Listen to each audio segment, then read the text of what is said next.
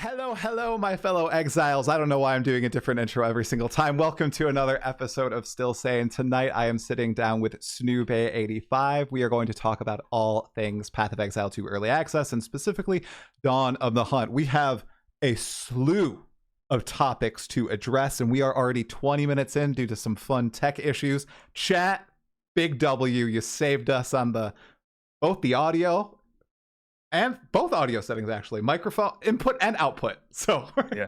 Thank you, chat. Snooman, we are about a month in. You have been playing Dawn of the Hunt essentially since its inception, all the way a month ago. You've been pretty consistent. I think you stuck with it through like Freesia. Did you hop to Freesia and last Epoch, or have you just been playing PoE2? And during that time, have you been enjoying it?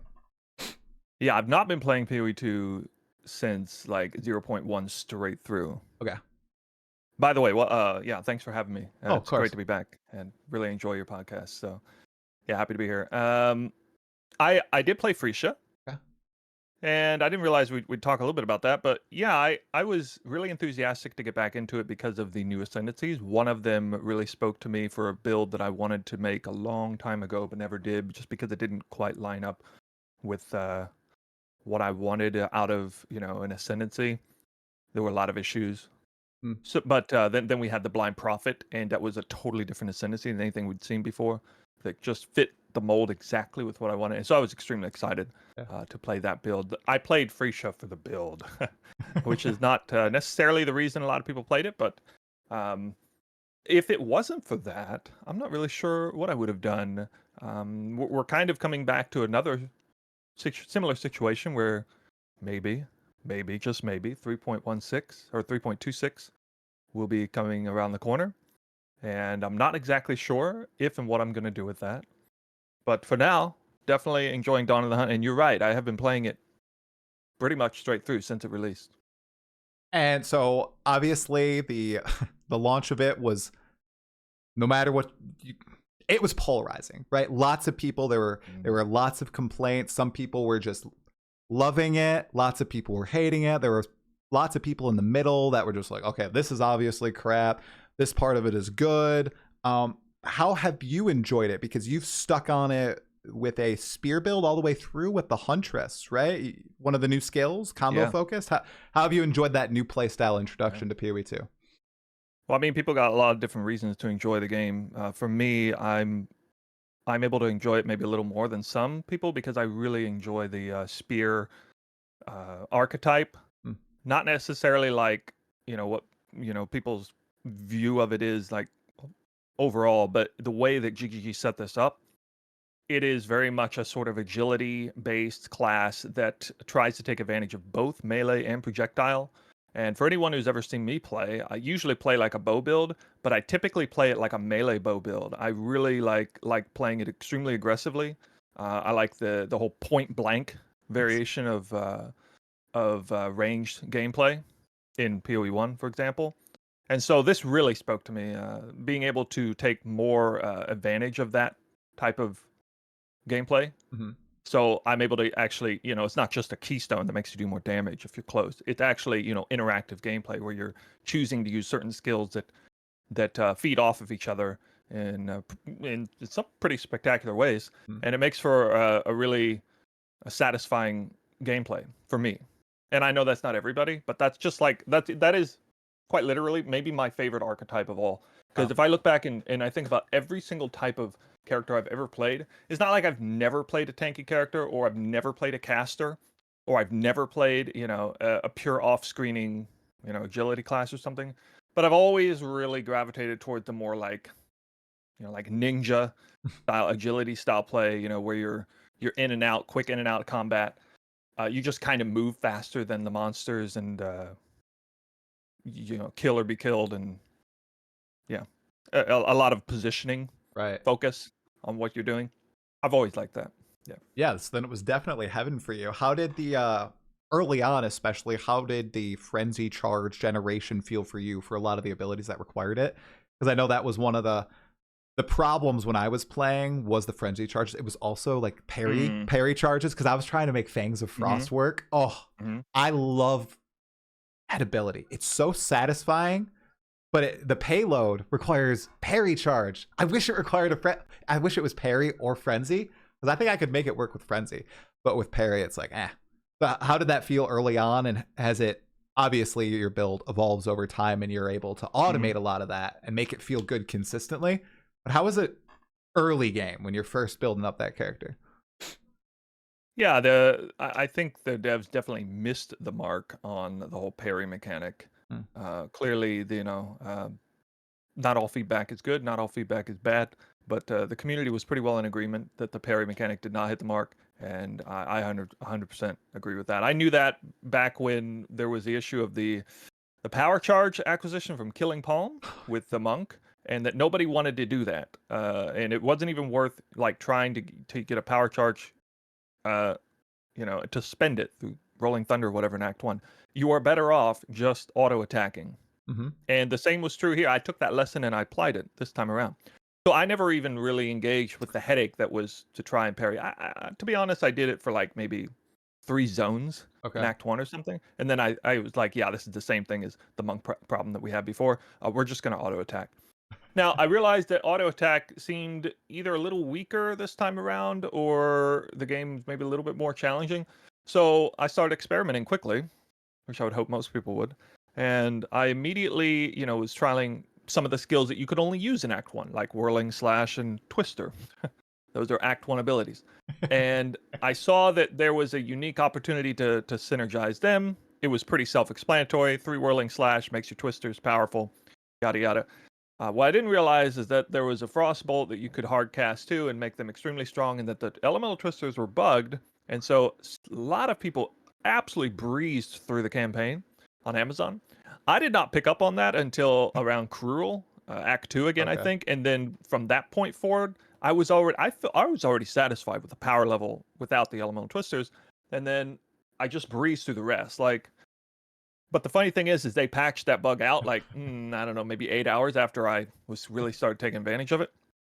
And we didn't realize it was bugged. It just kind of mysteriously, absolutely obliterating everything. Mm-hmm. But there's no way to really know that early, if and how it was bugged. Then they fixed it and everybody said Twisters were trash. And then I just kept playing them because I never thought they were trash to begin with. So then we found out there was another bug that wasn't there where they weren't doing as much damage as they should have been, and they fixed that one, and then they were even less trash. And so they were bugged twice, both once in a good way, once in a bad way. And in the end, I've kept with it, man. I just kept doing it, and I can't even tell you. I've changed the build. Technically speaking, I've changed the build like 1,000 times. That's awesome. Testing out different things, and I've loved it. I think one of the big things people are missing about Dawn of the Hunt is this stage in the early access is a build creator's paradise, or testers. And for anyone who wants to somehow find some longevity, if you're bored of the game for whatever reason, just start playing random builds. Just make random stuff. Don't, get out of the, min-max mindset for a second and yeah, just try a bunch of different stuff. And that's what I did, and I'm extremely satisfied with where it's taken me. Yeah, you took it all the way through. I think 2 days ago or 3 days ago, you put out that really good build guide about it as well. With is it accuracy stacking tech? There's like some hidden tech that you discovered, and now you got it basically down to what everybody seems to want for like an isometric ARPG, which is the single button, the single button, right? You have a few other buttons that you press, but a lot of the time, you press one and everything just is obliterated on the screen. It took a lot of build up to get there. You said 1,000 plus changes, so that's a good feeling. That's what I usually do in PoE1. Is take a character, start to finish, and put all my effort into it, and it always feels really, really good. And you had a lot of space to work because a lot of people just dumped Twister after the nerf. So sounds like a good time. Yeah. Twister gear was dirt cheap. That's right. And anything that's not lightning spear is dirt cheap. If it's specific to that. These people are trying to get a certain spear type, but I'm using the flying spear with the implicit for the projectile speed. Nobody wants that. I can't even tell you how many absolute dirt cheap spears I bought off trade to Krangle or send to the Recombinator, just destroying them, trying to get an upgrade, or just getting an upgrade, slamming it, paying almost nothing for a free Exalt Slam. And I think the spear that I have right now, which is one of the best on the server, started off as a 70x item that was half done already. One slam away, hit the slam, and then like been using a few whittling omens on it because it was that good. It was worth doing. And yeah, that's the advantage. To the spoils goes to those who are willing to test things that aren't meta, for Right. sure. Definitely. Now, just maybe to close out just the Amazon and Spear topic, do you think they GGG succeeded with this initial implementation? For example, did you use a lot of those like support gems that wanted you to, I don't know what they're called, they're escaping my name, but they wanted you to, hit in melee and then go out and you get a damage bonus, right? If you're from ranged, and all the various notables and little passive clusters that are scattered across the right-hand side of the tree. Are you engaging with those, or did you engage with those quite a bit? Yeah. There's some on the tree that award you for that, and some where your positioning matters. Right. For that, these sort of conditional things. Yeah, conditionals are a bit of a tricky one. Like in some cases they're not very fun to deal with, but in some cases they can be. I think GG's done a pretty good job about handling the conditionals for this.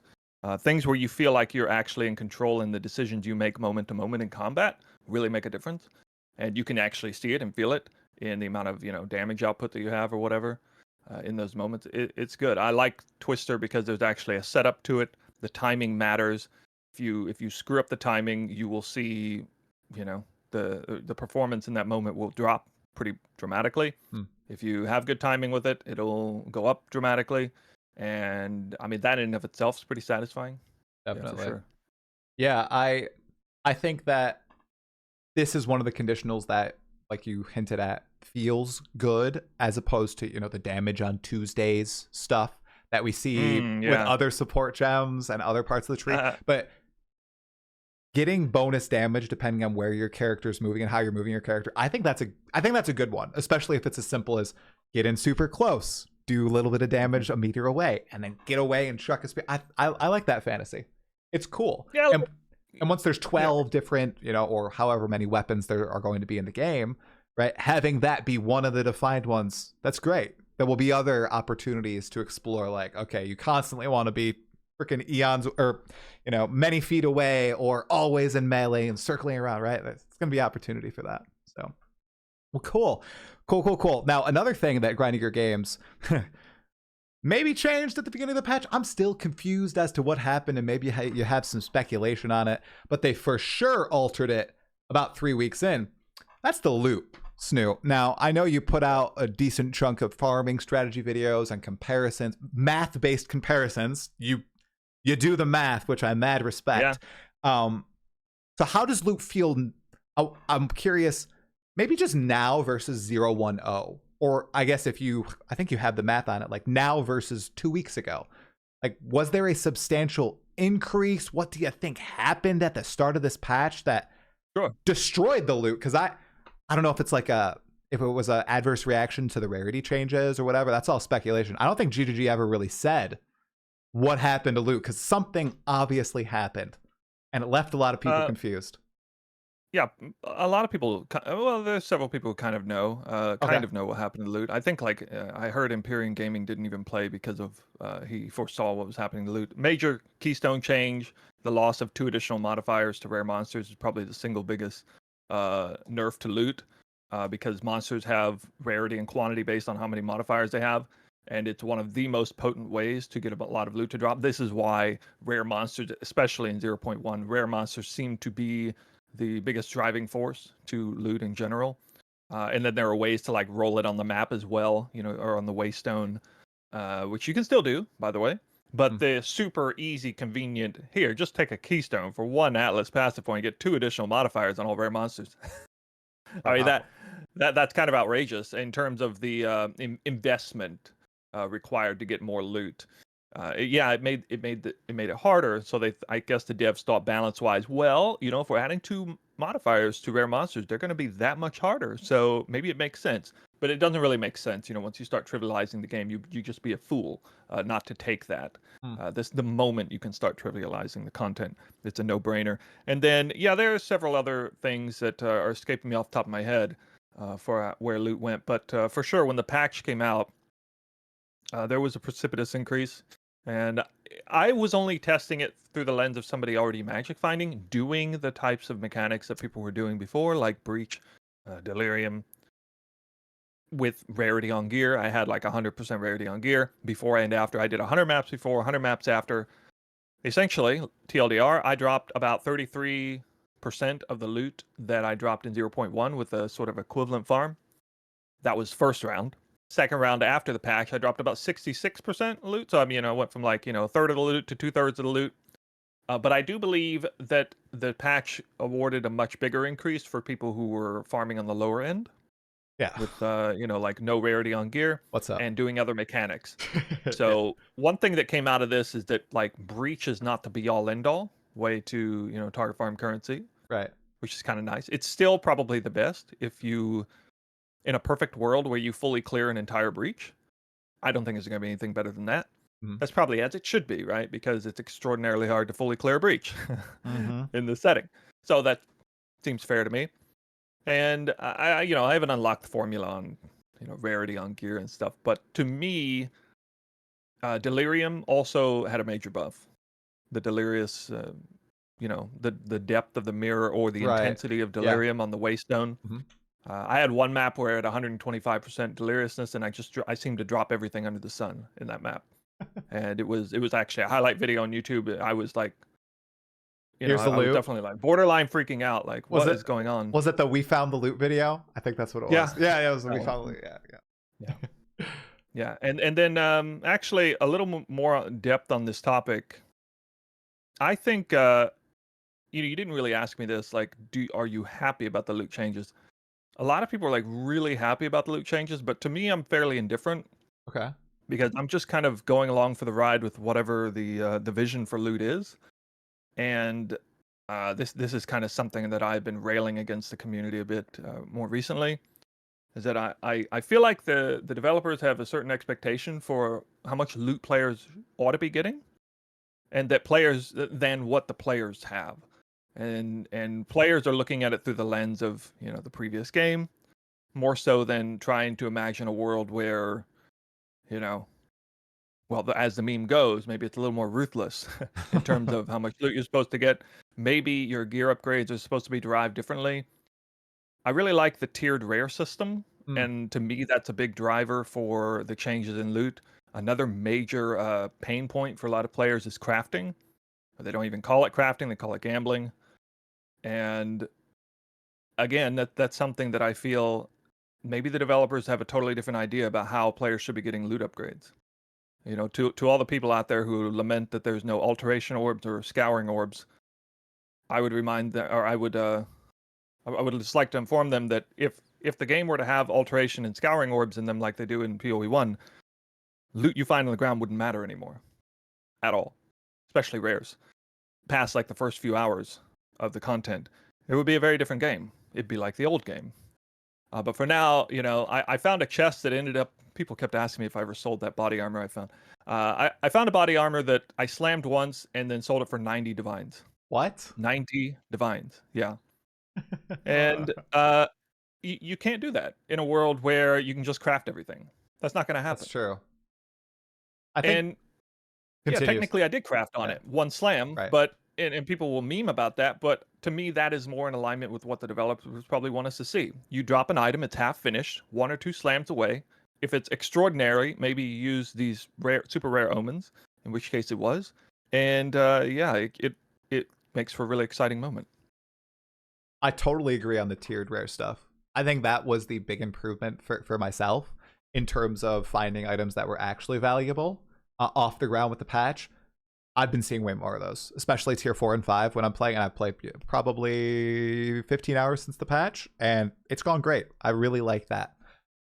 I want to, not push back, but debate a little bit on being indifferent on the changes. So this is a conversation. I'll pretend you're one of my people in the comment section. Yeah, do it. Okay, so here we go. Let me try to, I'm writing out a comment. Here we go.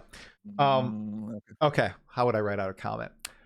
So in 010, I had enough exalted orbs to 6-mod all of my maps and slam all the cool rares that I found that were, like you said, half complete. Before the patch in 020, I had already progressed to tier 15 maps. I was not dying, and I was, killing all rares, opening all chests. I had 8 exalted orbs in my stash, and I was not able to like juice my rare items that I found that were half baked, and I was like 4 to 5 modding my rare maps, my waystones, and I didn't have alchemy orbs, so I couldn't, just boost it to 4 mods and then exalt after. Exalts turned into this uber scarce currency, and I had already gotten to, I think, a part of the game that maybe, I don't know, should we be generous, 10% of the player base is going to get T15 waystones, right? And I'm able to do them like with 6 mods, and I was not drowning in exalts. I didn't have enough to actually use, which felt really bad to me. And I was thinking, okay, well, maybe this, like you said, is the vision. They want me to make this choice, or they don't always want me to be running 6 mod rare maps. But the maps I'm running right now, I mean, I was playing a jank lightning spear build, and I was just destroying everything, right? Okay, I wasn't following any build guides, Snoo, so it was bad. I looked at somebody's build guide for it. It's fun. It was really fun. Man, I don't know how to do freaking passive tree. Like I'm going all everywhere. It's like, oh, I'm missing out on so much damage. Anyway, I was destroying it, and I'm wondering, like, man, my build already feels like so strong, but I can't choose my map. What's going on? What do they want? And then 020 hits with the loot patch, and we're back kind of to 010, where I can start choosing my maps. I'm slamming the rares that I found that are half complete. That feels better to me personally, and I'm not drowning in exalted orbs. What are your thoughts on that? Hey man, hey man, getting more loot always feels better. Yeah. I talked about this analogy before. Yeah. If you're a toddler and getting more ice cream always feels better. Okay.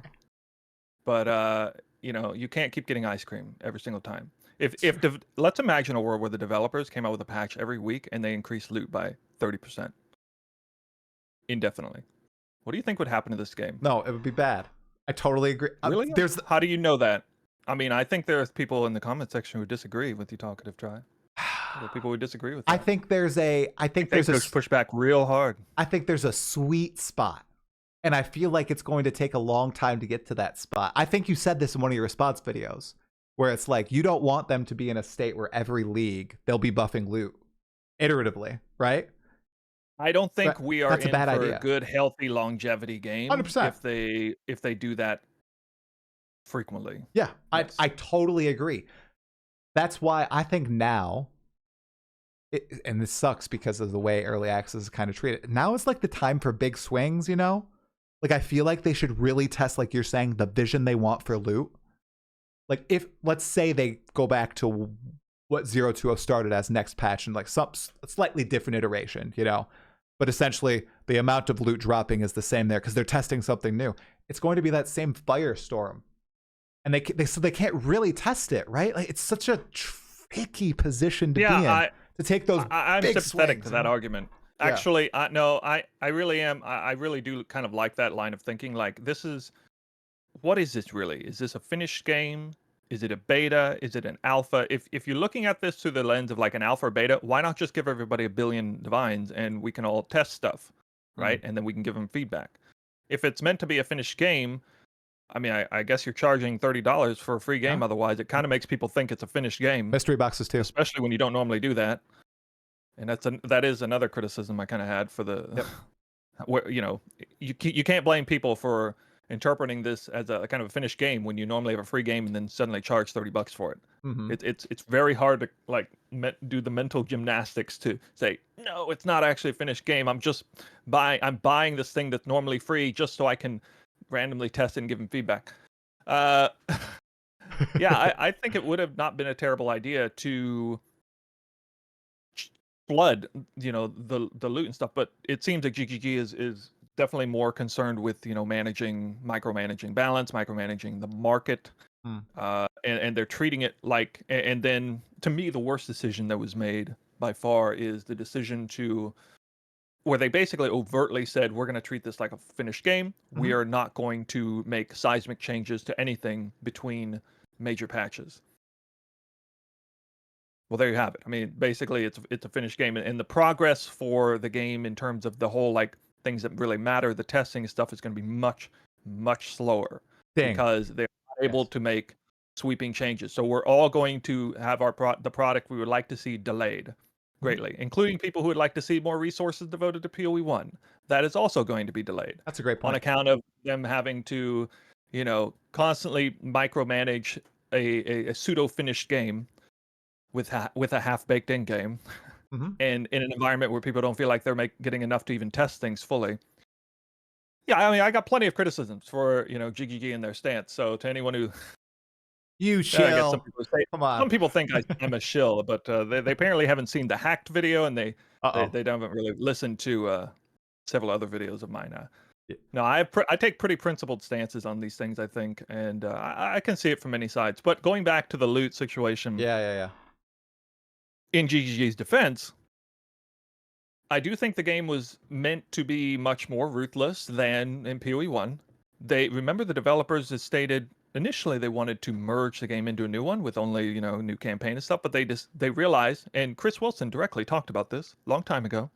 They made the decision to separate the games because PoE1 had become a runaway excess express train, and they lost control of the game. They were trying to rein it in. Expedition League and the feedback that came from that was the first chink in that armor.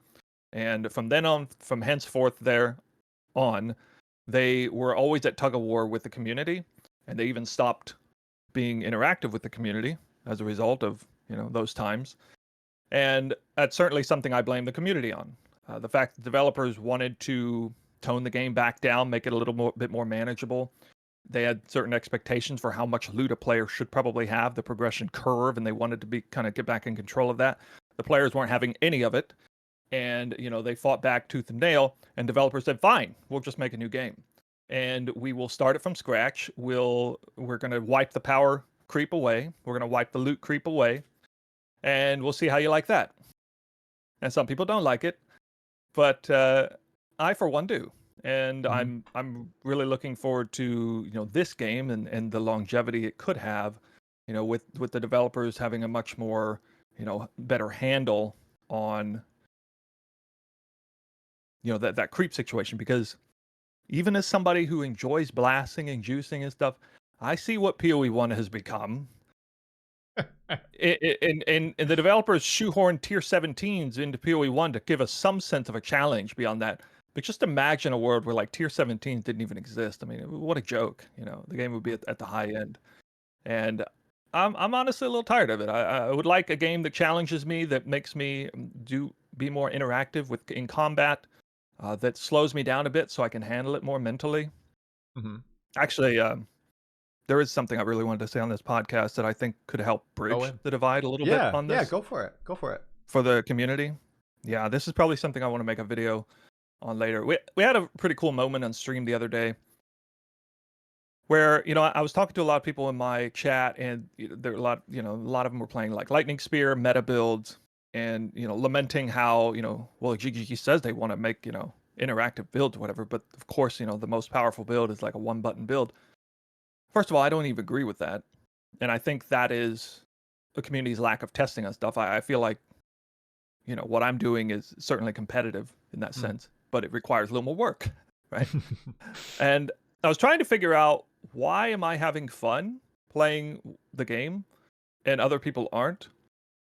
And I remember the time, like, for example, back in Diablo 3, I played this Whirlwind Sprint Barb, and I went back and I watched some footage of that. That build is so much slower than anything I play nowadays. And then I remember actually playing that build. I saw somebody one time, they were running around and they were creating these tornadoes. They're like, wow, that looks cool, but it also looks so boring. All you're doing is holding left click and running around and you just kill the monsters. Why don't we add Whirlwind in there? And then we have a rune to make Whirlwind go faster. Why don't we have Frenzy in there so I have something doing, in between to increase my damage just a little bit? And suddenly that build that looked incredibly boring on paper was way more interactive. It was slow enough that I could handle it mentally, and I could hit that flow state real nice. And I think that's what a lot of people, I think that's what happened to a lot of people in Dawn of the Hunt. They played a build that was, forgive me, just boring. Like, that Lightning Spear is flashy, cool, but in terms of how much you're actually doing in the map, how many buttons you're actually clicking, and the speed at which you're moving, I wouldn't want to play that build, not for more than a few hours. And so I would get bored with it too. And then I might lash out in various different ways about, on that. So if you find yourself in a place where you can't even hit that flow state because the game feels too boring, you're moving too slow, not even using enough buttons Mm. to like for it to keep your attention, or if you find yourself in a place where the game's too fast and you're trying to do way too much and it becomes mentally exhausting, try to find that middle ground where you can play for hours on end and the time just flies by and you're thinking about different things and because that's a sweet spot. And it's pretty easy to do that in PoE1 by going extremely fast and playing a one-button build. But it's also easy to do that in PoE2 by going a lot slower and playing a four-button build. And that would be my message to, the people, the community on both sides. That really helps me understand a little more, I think, what's happening with a lot of players, and they're just getting bored of it. It's not all based on, the gameplay or whatever, but that certainly is a large swath of the community who is kind of bored of Dawn of the Hunt at this point because they're Right. just not that the build they're running, they've already written off every single other build. And it's a real shame because A, this is a time to be testing all kinds of stuff for fun and to give feedback to GG build related things. B, it's almost like you're shooting yourself in the foot by playing a game that's slower and then making, a variation of a build that just doesn't even hold your attention. So I think that is a great point, and it's such an interesting topic. So PoE2, it's obvious the developers want to try something new with this game, but they have, I feel like, almost a form of audience capture, right? With a large portion of the active like player base, and that's YouTube, Twitch, Reddit, like people who are talking about the game, right? I'm not talking about people who are just playing the game. I'm talking about the actual communities, wherein it seems like the most vocal parts of those communities just they don't want that at all, and they would much prefer something like so Path of Exile 1 or Last Epoch. And I thought it was so interesting to see what happened to Path of Exile 2 when that great Last Epoch update came out. And a lot of the people who had the qualms that you were exactly discussing, like they were just bored with what was going on in PoE2, they moved to Last Epoch. And they had an absolute blast of a time. Like they just, immersed themselves into it. Some people trashed PoE2 at the same time, but a lot of people were just enjoying Last Epoch and saying, this is what I'm actually looking for. Now, what's interesting about that, like, how can grinding gear games toe this line, man? Because I agree with what you're saying. I totally agree with what you're saying. I think a lot of people don't want to do that. I don't think they want to change, their viewpoint on the game. They're playing these games for a very specific reason. A lot of people have played like Path of Exile 1 for a very long time. They like that. They like that sort of game. But grinding gear games obviously also wants to they want those guys to play their game too, which is why there's been a little bit of wishy-washiness from the devs too. So with all that being said, like what is the way, man? It's interesting I don't know what's gonna happen. It's so confusing. Part of it I think would consist of less shoehorning of PoE1 mechanics into the new game, more experimenting with brand new systems that some of which are absolutely not going to hit the mark. Are you talking about like league mechanics? Like expedition? I'm not just talking about league mechanics, I'm talking about core mechanics. For example, Last Epoch I think is a fantastic game, and I could write a dissertation on how incredible that game's crafting system is. Yeah. I mean, it hits literally every single mark. It's an item sync, it's a currency sync, it has elements of determinism masked by huge RNG in the whole item crafting power or whatever. You can even craft your own unique items. You can even make your own gear. It allows you to simultaneously create something to the effect of perfect gear, but also gear that is very much your own. It is an absolute exceptional crafting system, and they struck gold with that. It's literal magic. GGG is perfectly capable of striking gold on things like that if they were to really experiment a lot harder and try different systems. And I am I'm not disappointed. It's just I do see there's a lot of similarities again. Why do we have Breach, Delirium, Ritual, and Expedition as the four core mechanics at the end game when we could have brand new things? Yeah. Well, because they didn't have enough time, Boom. I guess. Yes. That's. But you Mhm.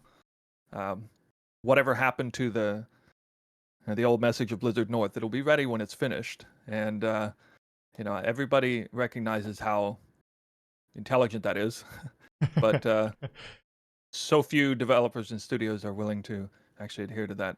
Mm-hmm. So I would have, yeah, I definitely would have liked to see a lot of more experimentation, more willingness to take huge risks and to fall flat on your feet on different core systems, and then with an opportunity to strike gold.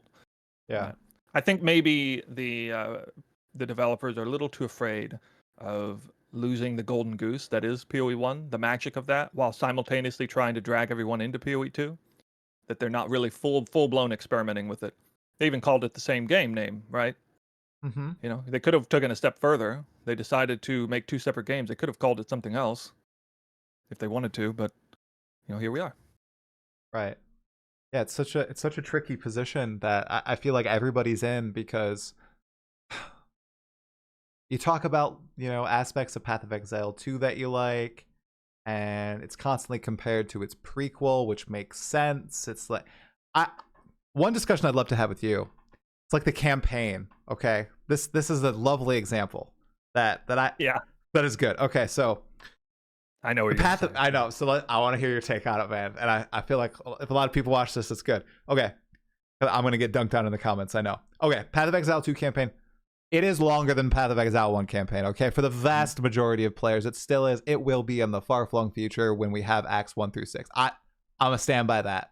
The zones are bigger. The bosses are more intense. It's more engaging. There's a lot of stuff going on. Okay. I don't know. Let's say it takes 15 hours for the average player. Ooh, that's a long time. And then the Path of Exile 1 campaign, people have been playing it a while, but still, let's say for the average player, it takes let's say 10 hours. Okay, let's say 10. So 5 hours faster. I see a lot of people saying, okay, the Path of Exile 2 campaign is too long. I need to get to campaign or endgame day 1.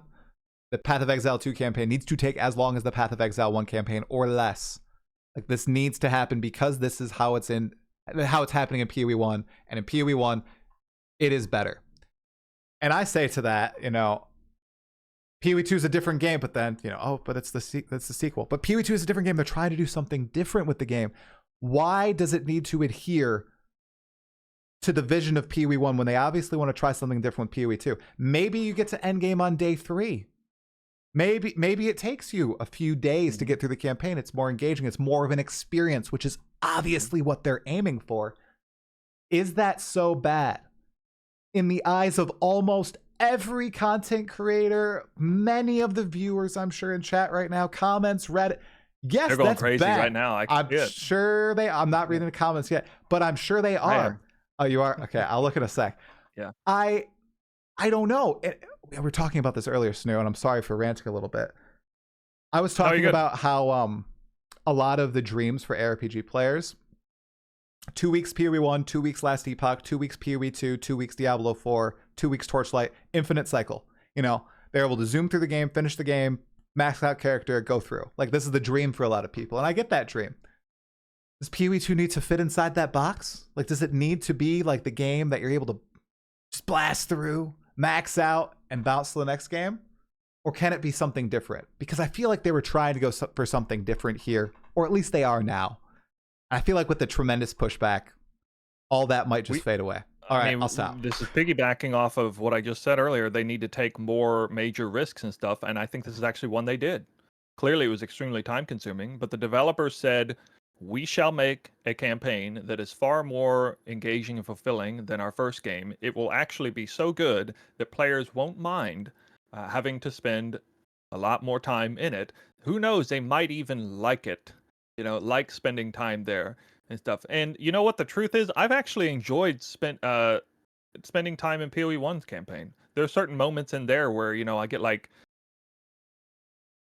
it's not very fun to do the PoE1 campaign when you're trying to like rush it as hard as possible and you're basically under geared and you're trying to get the most efficient, most try hard build possible. You're literally like playing it like a racer. You're 3 levels below the area level, and you're kiting everything backwards and whittling it down as you move forward. It's not actually that fun to play that way, and I deliberately don't do it. I deliberately run slower through the campaign so it's more satisfying, not over leveling it, but Mm-hmm. dominating the content. Maybe I'll even buy a Quill Rain off trade in Act 5 or something, right? Just to utterly destroy that content. It makes it way more fun and easy to go through by doing that.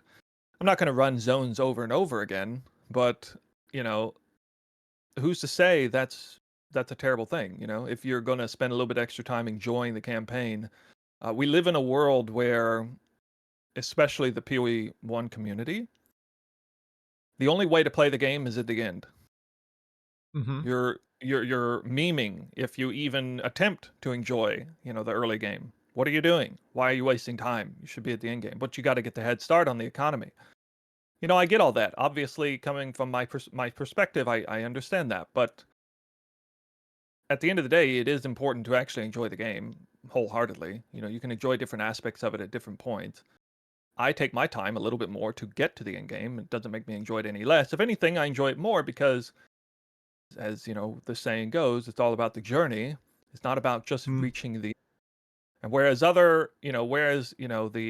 prevailing meta of all ARPGs now is let's give players don't like the early game campaign. Let's just give them a skip button. Right. GG has said, that's a failure. They've actually talked about this. Yep. That's a failure on the part of the developers to make a campaign that's so boring and so redundant that players just want to hit a skip button. We have failed them. It's And true. I absolutely love that take. Now, whether they can pull that off or not, Right. that's a tall order, especially when, everyone and their dog is saying that ARPGs are nothing but their in-game. But, I can imagine a world where they pull that off. Maybe in 4 or 5 years, people have a totally different outlook on the campaign and stuff. Is it really that hard to believe? It obviously was the case in Diablo 2 when that was the only thing that existed. So it's not like we don't have any examples of an outstanding ARPG that exists completely in the campaign where people enjoy playing the campaign. Yeah. Maybe you're right. Maybe 4 or 5 years, man. Everything will be very fine-tuned. Acts 2 through 6. I feel like Act 1 is so good. The pacing, just all the areas, all the boss fights. I feel like there's maybe one encounter. Like, I think there's one area that's missing a boss. Maybe 2 areas that are missing a boss. But if they're added, every area will have a boss fight in it. And it just I can, smoothly. I'm not even rushing. I'm just like I think my best is like 55 minutes just going through I got a lucky loot drop. I got a really good hammer and I just blasted through all the bosses. But still, it was like very smooth. I wasn't rushing and it felt so good. If they get, all the acts in that area, because I'm not saying, I read through some of the chat, people are saying like the zones are too long. I tip my hat to, I agree. Like, that's not what I'm saying. I'm not saying the zones are, perfect. I'm saying that the idea that the campaign, like Snoo said, is something that you need to rush through to get to the real game, to the enjoyable part of the game, kind of sucks. I don't want to play a game for I don't want to play a game for any amount of time if I'm not enjoying it, honestly. I think it's one of the biggest disconnects is these interviews with Jonathan, for example, and hearing the community talk about, his takes and how his takes are absolutely ruinous for the game and stuff. I feel like it's one of the biggest disconnects that people just aren't. Clearly, that is an area where people are not seeing the vision, and maybe they are. Maybe they have something. Maybe there is something inherently wrong with this idea that it's okay to spend more time. It's okay to disenchant your rares instead of selling it to a vendor. It's okay that you only spend, currency on crafting and gear, not once or twice per zone, but once or twice per act. It's okay if the progression curve is such that it is more, for lack of a better word, ruthless in that sense. I think that's there. It's okay if you run the same zone more than once. If you're struggling to get upgrades, if you got a scuffed build, if you're not a good player, let's call it what it is. If you're casual, that's okay, to do that. And it's also okay to like push the mold and try to rush straight through and just rush the campaign if you want to do that. But perhaps the game is set up so that's not really the most optimal way to play. Right. And I think that's what they're going for. When I imagine Jonathan sitting at his desk playing the game, I definitely don't imagine it the same way that most people would imagine him, or especially Mark, playing the game. It's, that people talking about like Jonathan versus Mark.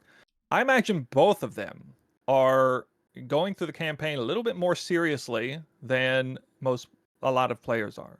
Both of them are doing that, and that neither of them are entering every single zone, trying to get through as fast as humanly possible, plotting out the exact trajectory and the exact pathing and thinking, oh my God, I'm backtracking here. This is the worst thing in the world.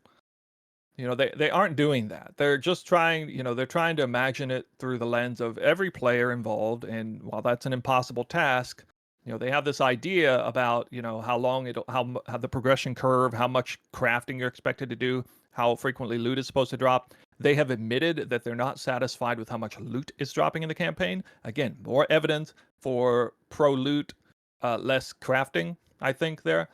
I think a huge disconnect here between the community and the devs on this part, and between that and crafting especially. I think the player base has this idea, especially, and again, this is a lot of PoE1 talk, mindset coming into play. You're not going to be finding blank white bases and crafting them from scratch in this game. That's not what this game is. I don't even think in the end mirror tier crafters are going to be crafting off of white items. I think they're going to be buying items off trade that are half finished, try to fracture them on the other half, and then finish it that way. I think the game is actually going to be that restrictive on crafting. And it will, it'll ramp up over time, obviously. I've theorized that the whole Fracture Orb and Recombinator things were released way ahead of schedule. I don't even think the devs wanted to release those things when they did. I think it was just that much of an outcry from the community that we need ways to craft. And the developers are like, why don't you ask us to drop more loot? And not currency, by the way, but more like actual hard loot. Because people, when they say we want more loot, they're actually talking about currency so they can craft more. So I want to be very specific when I say that. Right. Ask us to drop more items on the ground that make you excited for upgrades that you find. Maybe slam it once or twice on occasion. And to me, that is what this game is shaping up to be. It's not about the crafting, actually. Well, the tiered items is a huge step in the right direction, because before you weren't seeing a ton of the tiered items. I mean, man, I can probably count, and I didn't play a lot, so I can probably count on, two hands the number of times I got a good item off the ground that I could either sell for a lot, or I actually ended up using for a really long time at endgame. I'm purely talking about endgame here. I totally found gear in the campaign and the like, but I think that was the real big disconnect there. And I feel like next time, 0.3.0, as long as the tiered system remains the same and maybe sees some improvements and different ways to not guarantee, but up your chances of getting these tiered rares. Like maybe Arbiter of Ash drops one of his tree things can be like drops 2 tier 5 items or something. That's cool, right? I think that's going to hugely improve it and win a lot more people to your side. I think, like, I talk to Local Hole a lot, and he is massively pro crafting. He wants all the crafting stuff in the game. But I also talk to Sir Gog, and I think he has your exact opinion too, Snoo. I totally understand what you mean, where the moment you add these, they're not even item editors, right? They require a lot of steps to still get a good item with alt orbs and scouring orbs, but they devalue what, making up numbers again here, 70% of the player base is going to pick up off the ground and then post on trade. Like, nobody's going to buy that stuff because all the actually good items are just going to be crafted and posted on trade, right? By the 5%. Something. So from everything I've seen, this is the biggest fundamental difference from PoE1 PoE2 is the expectation of how players are getting loot and getting gear upgrades. What percentage of a gear upgrade is derived from the drop versus from the craft? And in PoE1 it's like 95-5, okay, but in 95 craft, 5 drop. Only like tier 0 and boss uniques are truly great items in PoE1 to drop on the ground. Nothing else matters in that game except currency, divination cards, and basically tier 0 uniques. That is not the game they want here, and I quite frankly agree that doesn't make for a very exciting game. When you're just lighting that much loot on fire. You should probably have players care a little bit more about the random, maybe the magic items, maybe the rare items, and that sort of thing. That's why I think you and I agree, the tiered rare system is actually a great Very cool. addition. Really helps ramp up this excitement level, Yeah. the anticipation for having a good item. When a tier 5 of a great base drops, you're excited to ID it. Because you also see it too. Like now I The actually tier see 5 it. stellar amulet Yes. drops, you're like, oh my god, I want to see this right now. Open up my inventory, boom. Yeah, Let's check screw it. the white stellar amulets. Give me the tier 5 rare stellar amulets, man. No, but you're totally right. And I can see it now after the patch. Truly. With the more mod culling that they did and the roll rate. I can actually see it when I pick up and ID these rares, which is cool. And I haven't even played that much. I'm really curious how that's gonna feel in a 0 to, I was gonna say 100, but I'm never getting level 100 in PoE2. 0 to 90 character progression for me is gonna feel like if I get to do another one in 0 Oh, you're doing that? Huh? I'm You're curious. doing that? I think I want to. I don't know about Okay. the time. It depends on if they do August and an August ship. I think I'll have enough time if it's an August 030 to do a mercenary. Because I did a monk last patch, and this patch I did huntress. So maybe I'll do a merc. I haven't touched crossbows at all. So Okay. yeah, so it might be exciting. But yeah, oh, that was good discussion. Yeah, the tiered system, man.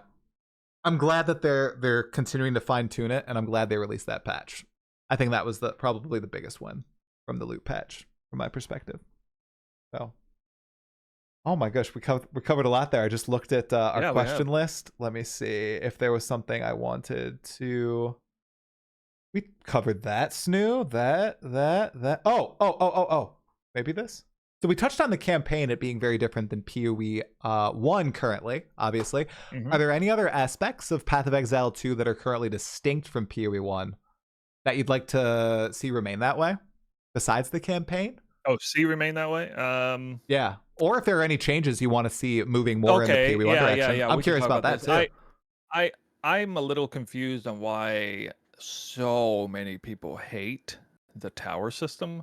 To me, it is, I mean, that in and of itself, maybe, but like, I wonder if people actually hate the tower system or if they hate the individualized atlas, whereby you have to, you cannot one for one copy your favorite streamer on exactly the strat they're doing. You have to actually, know a little bit about the game to figure out what you're doing, for yourself.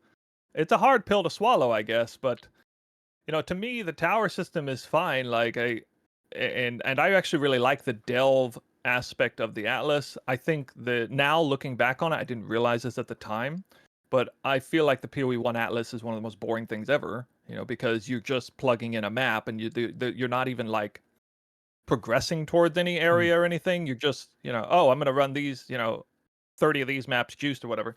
And I get that's what some people want, but to me that is pretty redundant gameplay, and it doesn't help at all in terms of adding to the mystery of it all. The mystery of like how your experience goes. I like it's not like in some cases people's atlases were literally bricked, and that's a huge problem, of course, if that happens.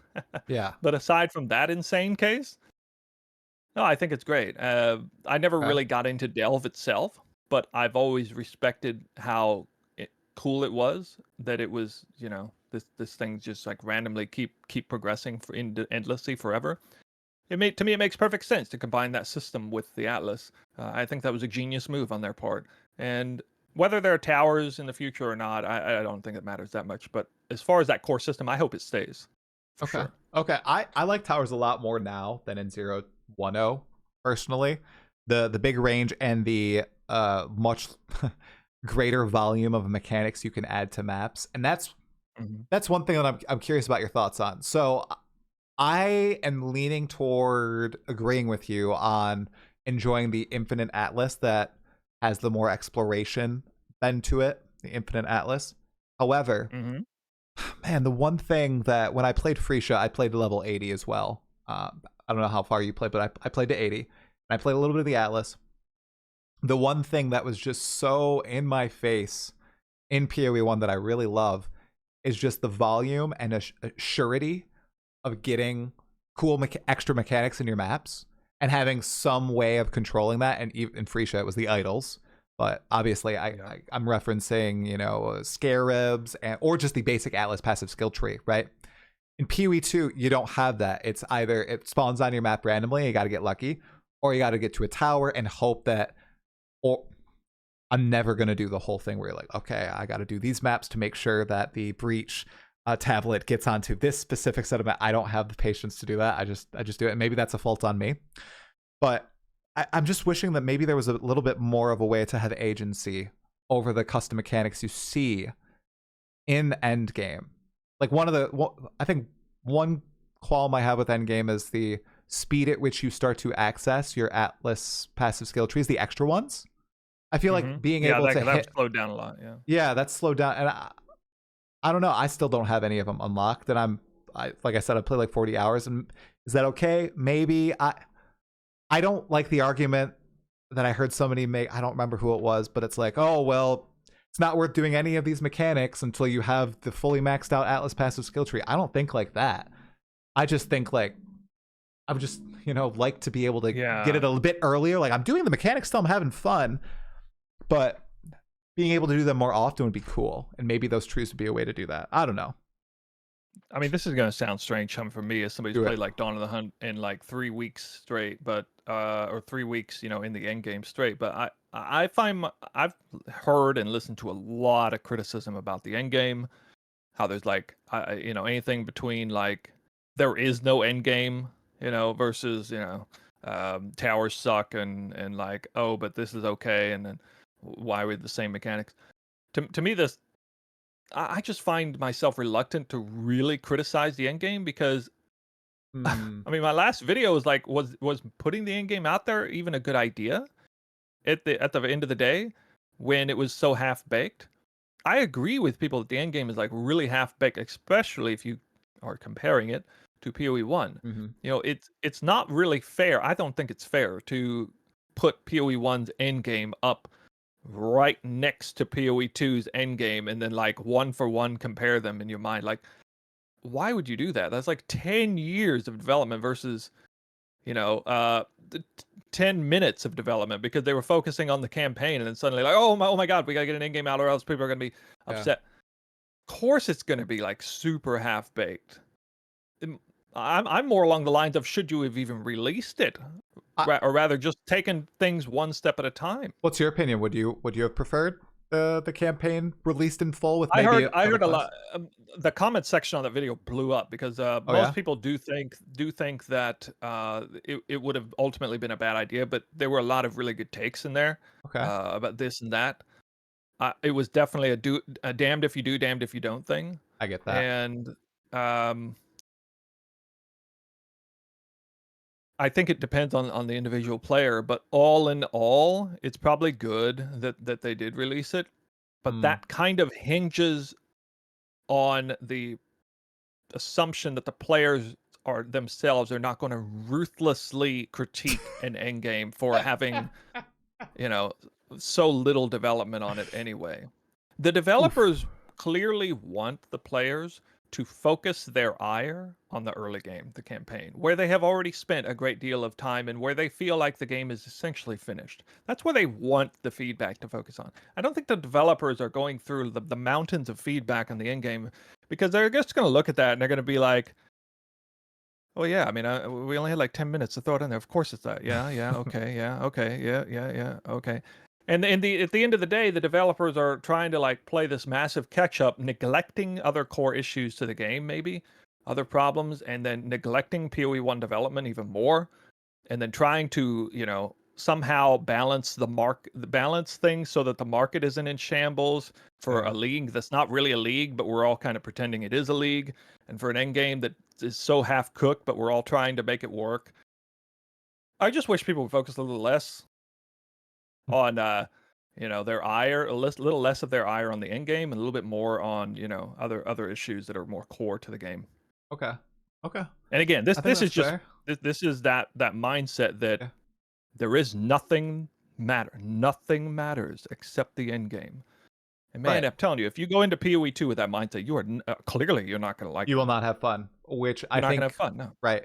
Which I think also led. We were talking a little bit earlier with chat about I was saying, on launch day and the days after, people weren't believing me that there were paragraphs of pure like just anger and vitriol about PoE2 and how bad the game was, and at Mark and Jonathan, blah blah blah. And I tried to go through. I couldn't find any of them on Reddit, but in those first few days, I swear they were there, and they were highly upvoted because a lot of people, Snoo, you're right on point. They went in, they were like, get to endgame. Endgame's, good. It's a little bit like PoE1, especially after playing, all those crazy stat stackers and 0-1-0. And then they hit, some of these crazy tuned encounters in the campaign. They're like, what the hell is this? I can't get past Lachlan. Yeah, this is I've trash. had some criticisms for the developers in this podcast, but by far my biggest criticism for the community and the players is stop playing PoE2 like it's PoE1. Don't go into it like it's a new league. Try to beat the market on everything. What do you even care about the market in this game in early access? Bugs are gonna... and again, the developers didn't do us any favors by putting the soft gloves on and saying we're never gonna nuke builds again in between patches. We're gonna take this real nice and slow. Here's your game. Here's your end game. Have fun for 3 weeks. We're not gonna change hardly anything. Or no, sorry, like 2 months. I don't think they did the same favor. I think both sides dropped the ball on this, and yeah, there's plenty of blame to go around. Hoping for better in 0.3.0. Speaking of 0.3.0, Snoo, do you have... There's a lot of predictions for, the next PoE2 patch, new act, new class. Do you have any predictions for it that haven't already been talked about to death? Anything at all? Well, I know you're super excited about the new class that will almost certainly come out.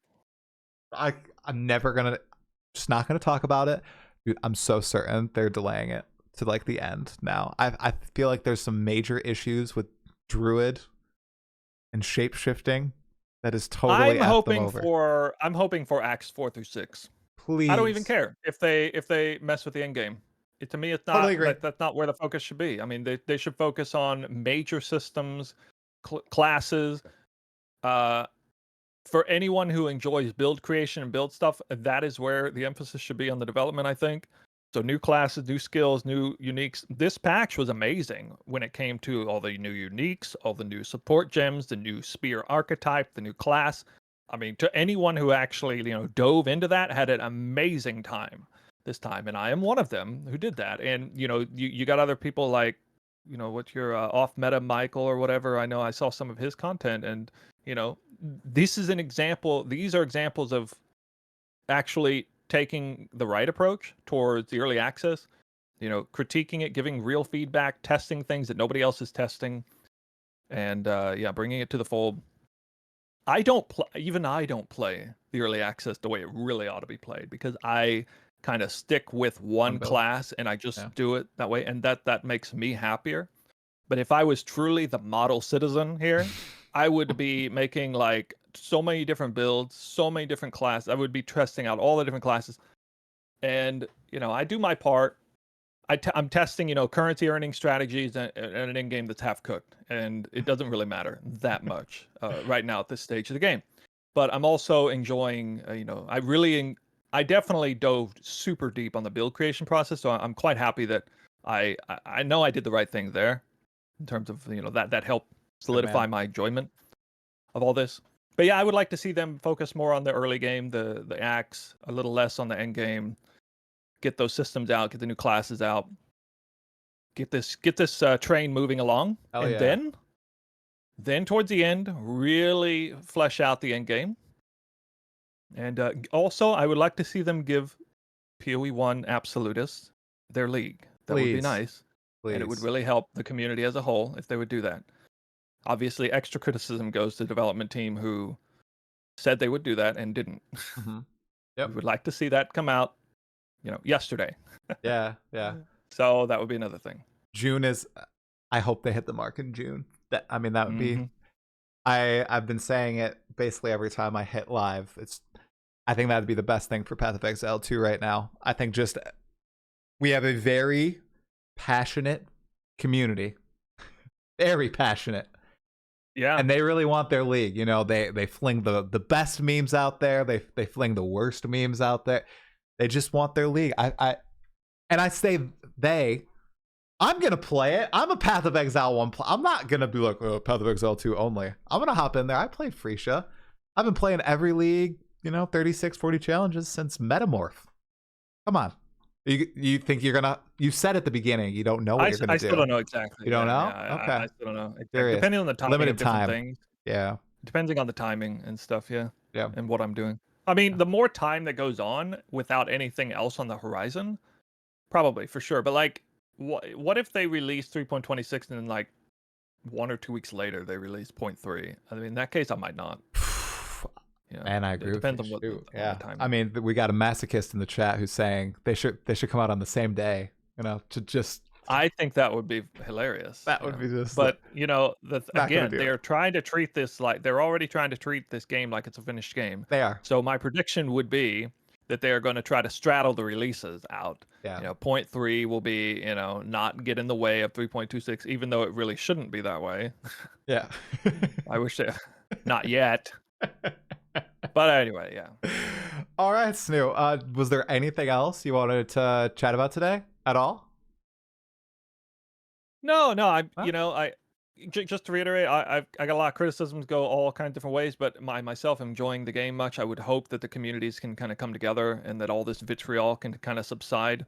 For anybody who's kind of wondering, the thought that all my points and takes coming way out of left field, especially given my background as a juicer and all that stuff, a lot of that has not so much to do with extreme strong personal feelings. It has more to do with trying to just rebalance the community to back in a better place, because the pendulum was swinging so hard in terms of the vitriolic disdain for everything PoE2, and I didn't like it. I was fed up with it, and so I'm gonna use my platform to speak up on. It's not even so much as speaking up on behalf of the other side, just trying to temper people down a little bit. Like it's too much. It's just too much.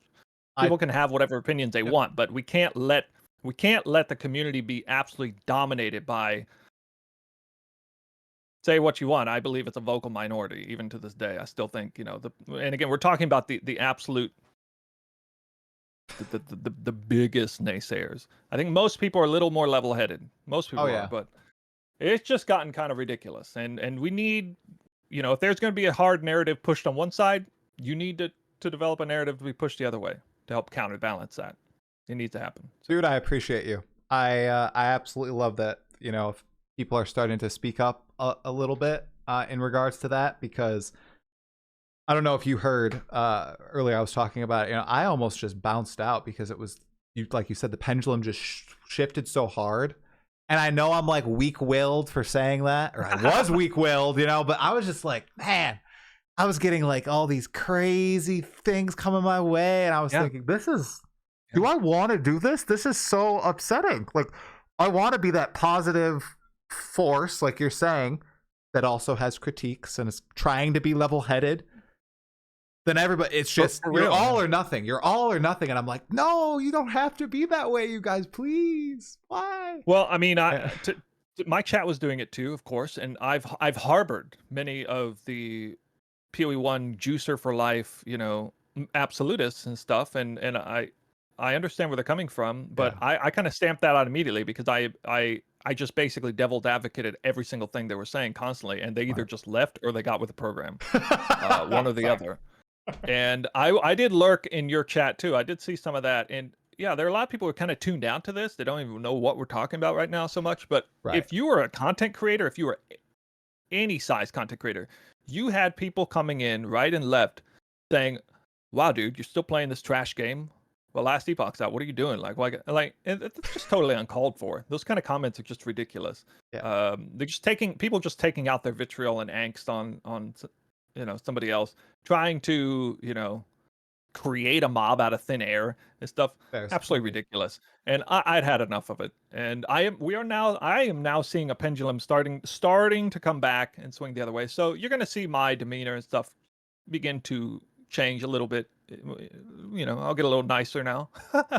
Now that we've established a middle ground a bit here, because I don't want to be like this all the time. Right. But, overall, quite happy with the game. I really hope to see that more development, more cool, high risk chances taken. I don't want the developers to succumb to, give us more loot now. And just every single time, just throw in more loot, and then before you know it, we're an obese toddler with ice cream coming out our ears, and yeah, I would like to see something to that effect. Well, Snoo, this has been absolutely lovely, man. Thank you so much for Okay. hopping on. I'm glad that we figured out the tech issues too. I was a little scared there for a moment at the beginning. But Yeah, no, I knew we'd work it out. All right, man. Yeah. Thank you so much. Hey, the chat really seemed to enjoy it. What somebody said. What did somebody say? The best pod I've ever done, bro. Look at that. The best top pod we've ever done, man. This is number 51. Hats off to you. Well, I wonder if it'll be better. I wonder if this podcast is better than 3.26. Ooh, all right. And with that, thank you, Snoo. I'll chat with you later, man. It's been a great time. Bye. Bye.